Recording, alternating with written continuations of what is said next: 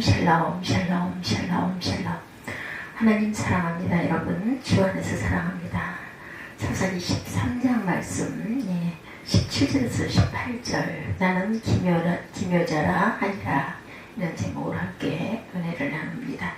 영국의 정치가인 글래드스턴은 내 일생을 통하여 95명의 위대한 사람을 보고 있다.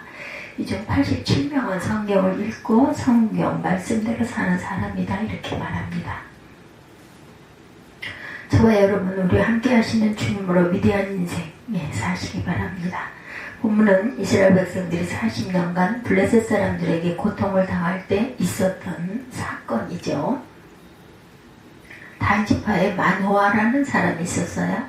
그의 아내는 임신을 못해서 자식이 없었습니다. 어느 날 하나님의 사자가 마노아의 부인에게 나타나서 그녀가 아기를 갖게 될 것이라 이렇게 말해주죠. 그 아기가 유명한 사사 삼손입니다. 그녀는 마노아에게 하나님의 사자를 만난 이야기를 해주어요. 마노아는 그 말을 듣고 하나님께 하나님의 사자를 다시 보내달라 이렇게 기도합니다. 하나님께서 마노아의 기도를 들으시고 마노아의 아내 밭에서 일할 때 하나님의 사자를 보내주셨어요. 아내가 밭에서 일할 때 하나님의 사자를 만난 마노아의 아내는 급히 남편을 불러오죠. 하나님의 사자를 만난 마노아는 하나님의 사자와 대화를 하다가 그의 이름을 묻습니다. 그 본문이 17절과 18절이죠. 그러자 하나님의 사자가 자신의 이름을 왜 물어보느냐, 나는 기묘자라 이렇게 답을 합니다. 여러분 본문에 나오는 기묘자의 이름을 가진 하나님의 사자 누구일까요? 여러분들 잘 아시죠? 성자 예수 그리스도이십니다. 기묘자라는 이름이 이분이 예수 그리스도라는 것을 어떻게 알 수가 있는가? 이사야 9장 6절에 증거하고 있죠. 이는 한 아기가 우리에게서 낳고 한 아들을 우리에게 주신 바 되었는데 그의 어깨에는 정사를 메었고 그의 이름은 기묘자라 모사라 전능하신 하나님이라 영존하시는 아버지라 평강의 왕이라 할 것이니라 이렇게 증거하고 있어요. 이사야 9장 6절은 예수께서 초림하시기 약 700년 전에 이사야 선지자가 예수 그리스도에 대해서 예언한 그런 말씀이죠. 이 말씀을 보면 하나님께서 한 아들을 주셨는데 그분의 왕권을 가졌고 이름은 기묘자라 모사라이고 전능하신 하나님이시고 영존하신 아버지시며 평강의 왕이시다 이렇게 말합니다. 기묘자라는 이름을 가진 하나님의 사자는 예수님을 일컫는 말입니다. 오늘 예수님의 이름 중에 기묘자에 대해서 함께 나눠봅니다. 기묘자라는 말은 히브리어로 펠레라는 단어인데 그 뜻은 경이로운 일, 기이한 일, 기적이라는 뜻을 갖고 있어요. 한문으로는 기이할 기자와 묘할 묘자를 썼습니다. 문자적으로 풀면 기이하고 아주 묘한 분이다. 이렇게 되죠. 어떻게 보면은 영어로는 원더풀, 놀라운 분입니다. 오늘 기묘자이신 예수님, 기이하고 묘한 이름을 가진 예수님은 어떤 면에서 이렇게 놀라운 분이신지 우리 함께 살펴보죠. 아주 출생이 놀라워요. 첫 번째, 구약성경에 보면 예수님은 이 땅에 오시기 전에 이미 300번 정도 예언이 됩니다. 주님은 그 예언대로 이 세상에 오신 거죠. 그래서 그분의 출생이 놀라운 것이다. 모든 인간은 남자와 여자가 함께 동침을 해서 만들어지는데 남자와 여자가 잠을 자지 않고 잉태되어서 세상에 출생한 사람은 아무도 없죠. 오직 예수님만이 이런 남자를 알지 못하는 여자에게서 태어났어요. 그래서 예수님의 출생이 놀랍습니다. 성경 창세기 3장 15절에 보면 하나님께서 예수님의 오심에 대해서 말씀하시면서 여자의 후손이다 이렇게 말씀하죠. 여자의 후손이라는 말은 남자의 씨가 없이 여자의 몸으로 태어난 그러한 잉태된 사람이라는 뜻입니다. 그 예언대로 예수님은 여자의 후손으로 이 땅에 오셨어요. 이사야 7장 14절에 보면 보라 처녀가 잉태하여 아들을 낳을 것이요 그 이름을 임마누엘이라 하리라 이렇게 예언되어 있습니다. 여기서 처녀는 히브리어로 알마라는 말인데 남자와 동침하지 않은, 한 번도 남자를 겪지 않은 그런 여성이다라는 뜻을 가지고 있어요. 그럼 이사야 7장 14절은 말이 안 되죠. 남자를 알지 못하는데 어떻게 잉태를 하겠는가? 남자를 알지 못하는데 어떻게 아들을 낳는가? 말이 안 돼요. 그런데 말이 된다는 거죠. 마태복음 1장 18절에 보면 예수 그리스도의 나심은 이러하니라. 그의 어머니 마리아가 요셉과 약혼하고 동거하기 전에 성령으로 잉태되어 나타났더니 이렇게 증거합니다. 성령으로 잉태된 것이 나타났더니 이렇게 정확하게 말하면 마리아가 요셉과 자발자기 전에 성령으로 잉태되었다. 예수님은 남자 없이 여자의 몸에 잉태되셔서 태어나셨어요. 그래서 그분의 출생이 원더풀, 놀랍다인 겁니다. 성경에 예수님의 다윗의 자손으로 오실 것이 예언되었는데 실제 다윗의 혈통으로 이렇게 출생하셨어요. 또 예수님이 베들레헴에서 출생하실 것이 예언되어 있는데 그 예언대로 베들레헴에서 출생하죠. 그분의 출생은 이렇게 놀랍습니다. 두 번째, 우리를 도우시는 예수님이 놀랍습니다. 주님은 공생의 기간 동안 크게 세 가지 일을 하셨어요. 가르치시고 전파하시고 또한 약한 자, 아픈 자, 병든 자를 고치셨어요. 그 중에 예수께서 가장 많은 시간을 사용하신 사역은 치유 사역, 고치심입니다. 주님은 공생의 기간 동안 보혜사로 사역을 하시죠. 요한복음 14장 16절에 보면 주님께서 아버지께 기도해서 또 다른 보혜사를 보내주시겠다 이렇게 말씀합니다. 주님이 보혜사이셨는데 주님이 가신 다른 보혜사이신 성령을 보내주시겠다는 약속이에요. 여기서 보혜사라는 말, 듣는 자라는 뜻을 갖고 있습니다. 주님은 제자들 곁에서 제자들의 아픔과 고충을 듣고 고쳐주신, 도우셨던 보혜사이시다. 보혜사이신 주님이 승천하셔서 하늘로 가셨지만 다른 보혜사를 보내셔서 우리 가족들, 우리 모두에게 우리를 도우고 계시다는 것. 복음서에서 주님의 도움을 받았던 사람들을 보면서 우리 자신에게 적용할 수도 있고 또한 우리의 가족들에게 적용할 수도 있는 그런 보혜사. 마가복음 10장에 보면 여리고에 살 땐 맹인 거지 바디메오가 나옵니다. 그 주님이 지나가신다는 것을 알고 소리 지르죠. 다윗의 자손 예수여 나를 불쌍히 여기소서. 다윗의 자손이여 나를 불쌍히 여기소서. 제자들이 저지했지만 시끄럽다고 그런 막무가내로 주님을 더 큰 소리로 불렀다라고 증거하죠. 가던 길을 멈춰선 주님이 바디메오에게 말씀하십니다. 내게 무엇을 하여 주기를 원하느냐? 선생님이여 보기를 원하나이다. 예수께서 대답하시죠. 내 믿음이 너를 구원하였느니라. 주님의 말씀이 떨어지기가 무섭게 바디메오가 곧 보게 되어 예수님을 따릅니다. 바디메오는 맹인이었으니 세상을 사는 것이 얼마나 불편하고 힘들고 답답했겠습니까? 바디메오는 생활의 거의 모든 부분을 누군가에게 도움을 받아야만 했던 사람이에요. 밥을 먹는 일, 씻는 일, 구걸하기 위해서 상문 앞에 나아가는 일 등 거의 모든 부분에 타인의 도움이 없이는 움직일 수가 없는 그런 사람이었는데 그날까지 살아오면서 많은 사람들에게 많은 도움을 아마 받았을 것입니다. 근데 그날 그가 주님에게서 받은 도움은 전에 받았던 어떤 도움보다도 필요하고 중요한 큰 도움이었다. 맹인이 눈을 뜨게 된 것보다 더 큰 도움이 어디 있겠습니까? 마가복음 9장에 한 아버지가 간지라는 아들을 예수님께 데리고 오죠. 아이들은 귀신이 역사하기 시작하면 붙어서 넘어지고 물에도 넘어집니다. 이 아들은. 아버지는 이 아이의 치료를 위해서 많은 희생을 아마 했을 거예요. 많은 돈도 썼을 것이고 수고도 아끼지 않고 찾아다녔을 것입니다. 그 아버지는 아들의 문제를 풀기 위해서 많은 의사들의 도움을 받았었고 많은 약사들에게도 도움을 받았고 주님을 만나기 전에는 제자들을 만났고 제자들의 도움도 받았는데 그 모든 것들이 고쳐지지를 않으니 드디어 그 아이의 아버지는 예수님을 만나게 됩니다. 그리고 예수님의 도움을 받아요. 예수께서 아이에게 역사하는 귀신을 꾸짖으시죠. 그래서 귀신이 아이에게서 떠나가고 아이는 온전해졌어요. 귀신 들린 아이의 아버지는 지금까지 수많은 사람들의 도움을 받았습니다. 그런데 그날 예수에게 받은 도움이 그때까지 받은 어떤 모든 도움보다도 더 크고 중요한 도움, 온전하게 원인이 제거되는 도움을 받죠. 맹인 거지 바디메오를 도우셨고 귀신 들린 아들 문제로 고통당하던 아버지를 도우셨던 예수님은 지금 성령으로 우리와 함께 하십니다. 그리고 우리를 돕기를 원하고 계시죠. 우리에게 주님의 도움을 받을 수 있는 방법은 기도입니다.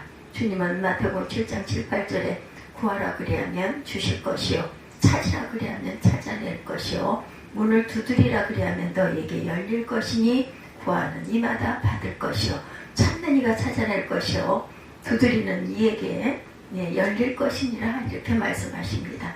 기도하면 기도 응답을 통해 우리를 도와주시겠다라는 약속이시죠. 근데 많은 성도들이 기도하다가 그만둡니다. 기도를 조금 하다가 그냥 말죠. 간절히 주님을 찾지를 않아요. 그리고 주님을 왜 나를 도와주지 않으시냐고 원망하고 불평합니다. 주님은 지금도 저와 여러분을 도와주고 싶어 하세요. 기도하시기 바랍니다. 작정하고 기도해보세요. 놀라운 방법으로 우리를 도우실 것입니다. 이 애연이라는 집사님의 간증이에요. 남편과 작은 시계방을 운영하고 있는데 평소 건강하던 남편이 갑자기 열이 나고 심하게 앓기 시작을 합니다. 가까운 병원에 가 약을 먹었지만 효과가 나질 않습니다. 구토까지 하면서 아픔을 견딜 수 없다고 호소를 하자 성모병원에 가 정밀검사를 받았는데 허리에서 물을 빼서 골수검사를 했더니 뇌수막염이라는 진단이 나왔다 그래요. 이 집사님은 조금 있으면 낫겠지 하고 생각했는데 남편의 진단 결과를 듣고 놀랍니다.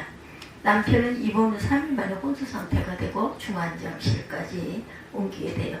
손발이 굳어지고 눈동자는 옆으로 돌아가고 산소 호흡기가 끼워집니다. 의사는 이 사람이 다시 깨어난다 하더라도 80%는 식물인간으로 살 것이다 이렇게 단언합니다. 집사님은 이제는 하나님 앞에 기도하는 수밖에 없다 생각을 하고 죽은 자도 살리신 하나님을 부르며 남편을 살려달라고 간절히 3일 동안 눈물로 철야 기도를 합니다. 그래서 남편이 기적까지 깨어났어요. 근데 눈동자에 초점이 없습니다.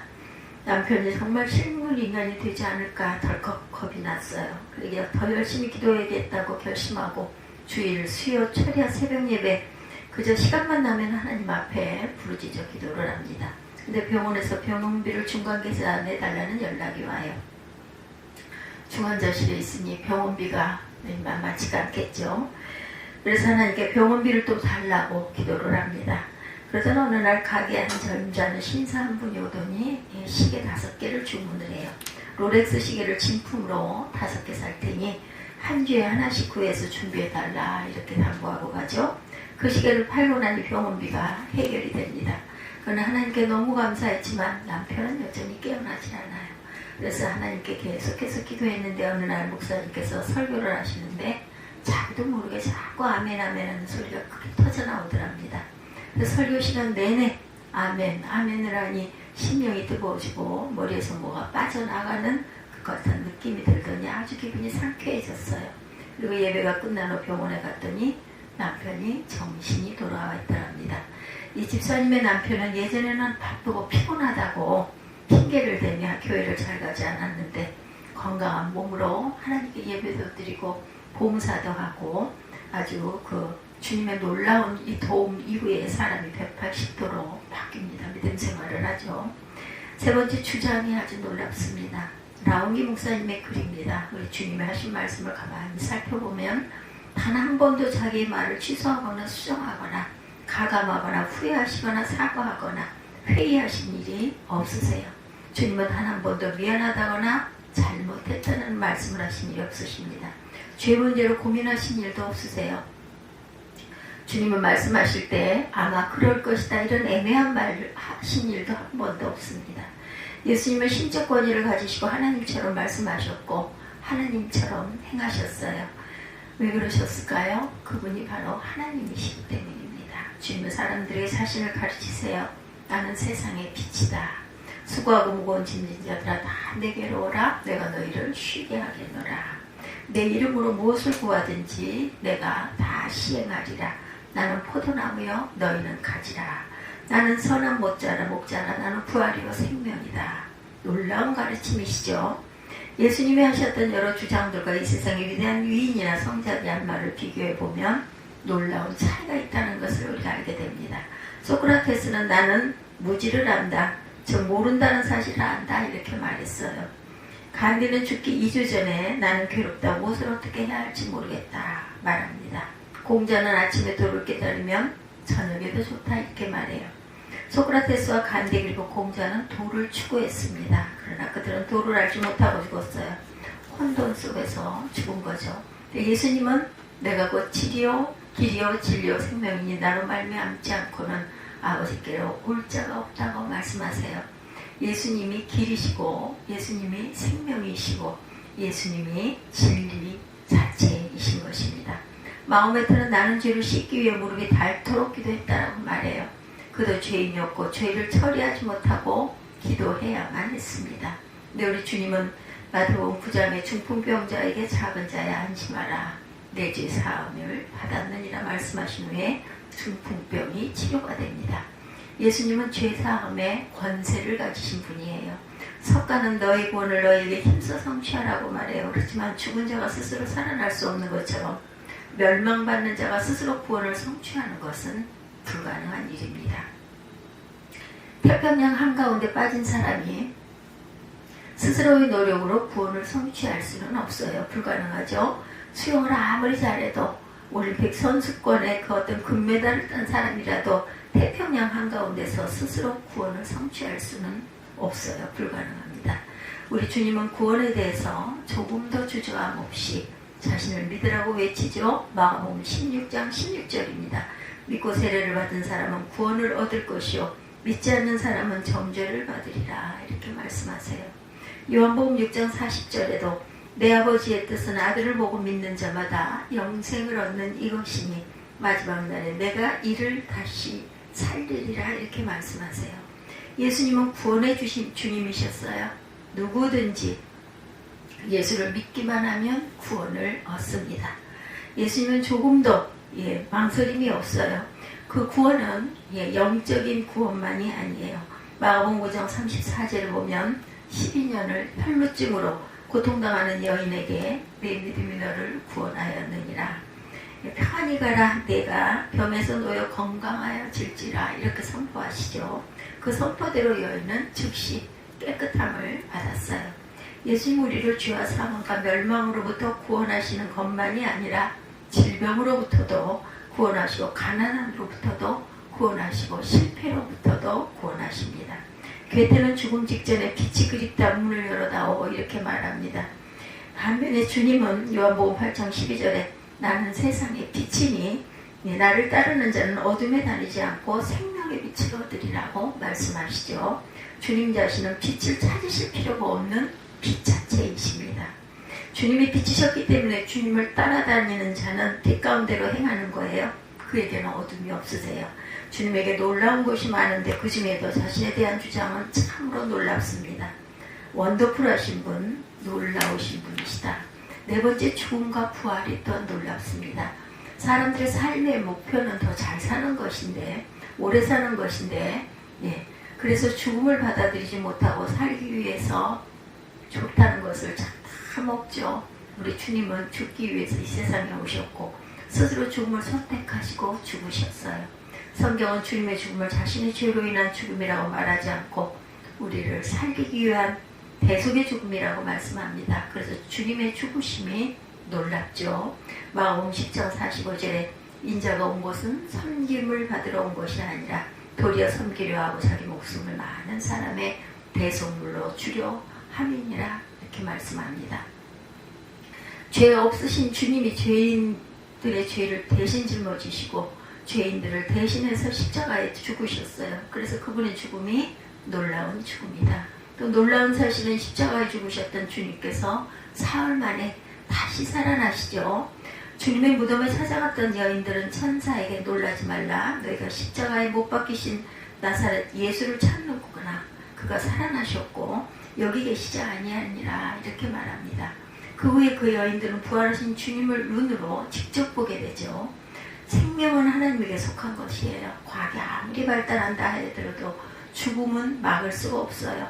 사람이 한 번 죽는 것은 정해진 이치입니다. 그리고 죽음의 마지막 때까지 다시 살아날 수가 없어요. 그런데 주님이 사흘 만에 부활하십니다. 살아나셨어요. 놀랍습니다. 다섯 번째, 임재가 놀랍죠. 주님은 부활하신 후에 40일간 이 땅에서 자신의 살아나심을 증거하신 후에 구름을 타고 승천하세요. 지금도 주님은 많은 사람들에게 임재하셔서 함께 하십니다. 승천하시기 전에 제자들에게 볼지어다 내가 세상 끝날까지 너희와 항상 함께 있으리라 말씀하시죠. 그리고 약속대로 믿는 자들에게 임재하시고 함께 하세요. 하늘로 가셨지만 지금도 임재하시는 이 사실이 놀랍습니다. 하루에도 몇 번씩 우리는 주님의 임재를 경험합니다. 아마 여러분 중에 하나님의 임재를 자주 경험하는 분들이 계실 것입니다. 예수 그리스도를 통한 기적은 2000년 전에 있었던 것으로 끝난 사건이 아니고 지금도 전 세계적으로 수없이 많은 기적들이 예수님의 이름으로 계속 일어나고 있어요. 라운기 목사님의 책에 실린 간증입니다. 대학생 선교사한테인 CC에서 미전도 종족에게 복음을 전하기 위해서 만든 예수라는 영화가 상영이 돼. 이 영화는 누가복음을 기초로 해서 예수님의 일생을 영화로 만든 것인데 전적으로 예수님을 소개하기 위해 만든 영화입니다.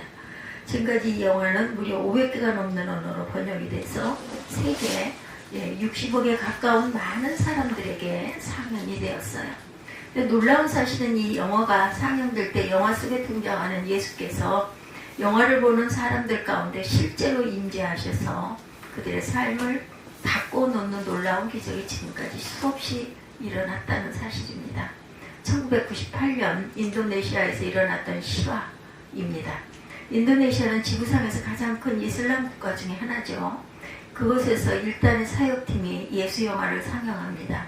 이 영화가 상영되던 자리에 참석한 사람들 중에 15세의 노비라는 소녀가 있었어요. 이 소녀는 생후 18개월 되었을 때 그의 아버지가 불 붙는 석유 램프를 집어던져서 그만 깨진 유리 조각이 눈에 들어가는 바람에 완전히 눈을 실명한 상태였습니다.